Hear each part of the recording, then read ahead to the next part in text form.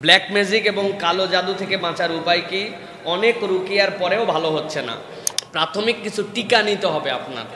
এক গ্লাস পানি নিছেন, এর মধ্যে 2টা আঙ্গুল ঢুকাই দিছেন, ঢুকাই দিয়ে সূরা ফাতিহা 7 বার পড়ে বিসমিল্লাহিল্লাযী লা ইয়াদুররু মা ইসমি আউযু বিকালিমাতিল্লাহি তাম্মা। প্রিয় ভাইয়েরা, ব্ল্যাক ম্যাজিক, কালো জাদু, এটা এখন আমাদের জন্য সমাজে একটা ভাইরাস। এটা নিয়ে সারা পৃথিবীব্যাপী ব্যাপক পরিমাণ চর্চা হচ্ছে। আপনারা দেখেছেন দু একটা ভিডিওতে দামি দামি প্লেয়ার ফুটবল খেলতেছে, অমুক খেলতেছে, তাদের উপরে ব্ল্যাক ম্যাজিক করে। কেউ একজন গ্যালারিতে বসে কি পরে একটা পুতুলের মতো রূপ নিয়ে তার মধ্যে খোঁচায়, সেই প্লেয়ারটা অসুস্থ হয়ে গেছে।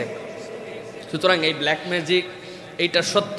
আল্লাহ নবী বলছেন আল আইনু হাক্কুন, চোখ লাগা সত্য।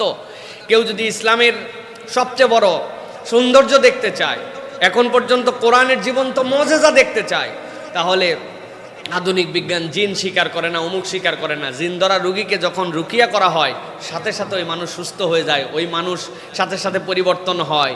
এগুলো আমরা চাক্ষুষ দেখতে পাই। এখন কথা হচ্ছে যে এখান থেকে বাঁচার উপায় কি? 3টা কথা বলবো প্রিয় ভাইরা। 1 নম্বর, ইমানদারকে আল্লাহর উপর ভরসা রাখতে হবে যে আল্লাহ রাব্বুল আলামিন এটা যদি কেউ আক্রান্ত করে, এখান থেকে বের করার জন্য আল্লাহ রাব্বুল আলামিন বান্দাকে উপায় বলে দিয়েছেন। 2 নম্বর যেটা, যারা এই বিষয়ে প্রাজ্ঞ তাদের পরামর্শ নিতে হবে। আমি আপনাকে বলতে পারবো না এটার জন্য এটা কি, এটার একটা সাবজেক্ট, এই সাবজেক্টের রুকিয়া আছে, সেই রুকিয়াটা যোগ্য লোকের থেকে নিতে হবে।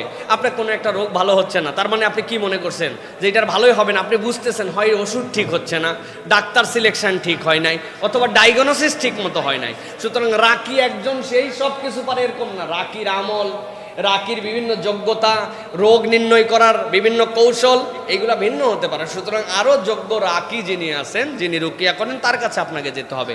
আর 3 নম্বর, প্রাথমিক কিছু টিকা নিতে হবে আপনার। ওই যে আমরা ছোটবেলায় 6টা না কয়টা টিকা নিছি না, হাম, পোলিও, উমুক তুমুকের জন্য, ওরকম টিকা নিয়ে আপনাকে আমাকে চলতে হবে। টিকাগুলা কি? সকাল সন্ধ্যার ওজিফা, সকাল সন্ধ্যার আসকার, এটার যদি আমার জীবনে না থাকে তাহলে সব রুকিও আমার জন্য কাজ করবে না। বিশেষ করে 3 কুল, বিসমিল্লাহিল্লাযী লা ইয়াদুররু মা ইসমি আউযু বিকালিমাতিল্লাহি তাম্মা, এই যে জিনিসগুলি, এইগুলা সকাল সন্ধ্যা আপনাকে আমলের মধ্যে রাখতে হবে। প্রিয়, গা বন্ধের আমল মিস করা যাবে না। গা আবার কেমনে বন্ধ করে? দুনিয়ার মানুষের হিসেবে বন্ধ হয় না, কিন্তু রাসূলুল্লাহ সাল্লাল্লাহু আলাইহি ওয়াসাল্লাম শিখাই গেছেন কুল হুয়াল্লাহু আহাদ, কুল আউযু বিরাব্বিল ফালাক, কুল আউযু বিরাব্বিন নাস। 3টা পরে হাতের মধ্যে ফু দিয়ে সামনের থেকে এরকম করে আপনি ময়েশ্চার দিয়ে দিয়েছেন, সকালবেলা দিয়েছেন, সন্ধ্যা পর্যন্ত এটা আল্লাহর পক্ষ থেকে আপনাকে হেফাজত করবে ইনশাআল্লাহ। বিসমিল্লাহিল্লাযী লা ইয়াদুররু মা ইসমিহি শাইউন ফিল আরদি ওয়ালা ফিস সামা ওয়া হুয়াস সামিউল আলিম। এটা পরে ফু দিয়েছেন নিজেকে, আউযু বিকালিমাতিল্লাহি তাম্মা ওয়া মিন শাইতানিন হাম্মা ওয়া মিন কুল্লি আইনিন লাম্মা।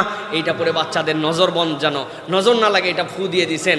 এইগুলা আমাদের রেগুলার করতে হবে ইনশাআল্লাহ। আল্লাহ আপনাকে সুস্থ করে দিবেন। আপনার ঈমান রাখতে হবে যে এই কালো জাদুর প্রভাব নষ্ট করতে পারে কোরআন, রাসূলুল্লাহ সাল্লাল্লাহু আলাইহি ওয়াসাল্লামকে আল্লাহ প্রমাণ দেখাচ্ছেন। অতএব আমার ট্রিটমেন্টে কোথাও ভুল হচ্ছে কিন্তু কাজ হচ্ছে না, এরকম না। আর কোন মানুষগুলাকে এইগুলো বেশি আক্রমণ করে? কোন মানুষগুলাকে এইগুলো বেশি? যারা পবিত্রতার জ্ঞানে বেশি সতর্ক না, এগুলা মানুষকে বেশি বেশি আমাদের আক্রমণ করে। বাথরুমে ঢোকার দোয়া পড়ে না, এর প্রতি রুকিয়া কেমনে কাজ করবে? বাথরুমে ঢোকার রুকিয়া আপনি দোয়া পড়েন না, আপনার উপর রুকিয়া কেমনে কাজ করবে? এত দুনিয়ার রুকিয়া করতেছে কিন্তু কাজ হচ্ছে না। আপনি বাথরুমে ঢোকা, বাথরুম বের হওয়া, এগুলো নাপাক জায়গাতে, এখানে শয়তান আশ্রয় গ্রহণ করে। অতএব এইগুলো রাসূলুল্লাহ সাল্লাল্লাহু আলাইহি ওয়াসাল্লামের শেখানো, এখান থেকে আমরা করার জন্য চেষ্টা করি। আর একটা আমল আমাদের সালফে সালেহীন আমাদেরকে পরামর্শ দেন, সেটা করার জন্য সূরা ফাতিহা, এক গ্লাস পানি নিছেন, এর মধ্যে 2টা আঙ্গুল ঢুকাই দিছেন, ঢুকাই দিয়ে সূরা ফাতিহা 7 বার পরে, প্রত্যেকবার পড়ার পর ওই পানির মধ্যে ফু দিতে হবে। ওই পানিটা খাওয়াবেন, ওই পানিটাতে গোসল করাবেন ইনশাআল্লাহ। প্রাথমিক যদি কোনো সমস্যা থাকে এটাতে চলে যাবে ইনশাআল্লাহ।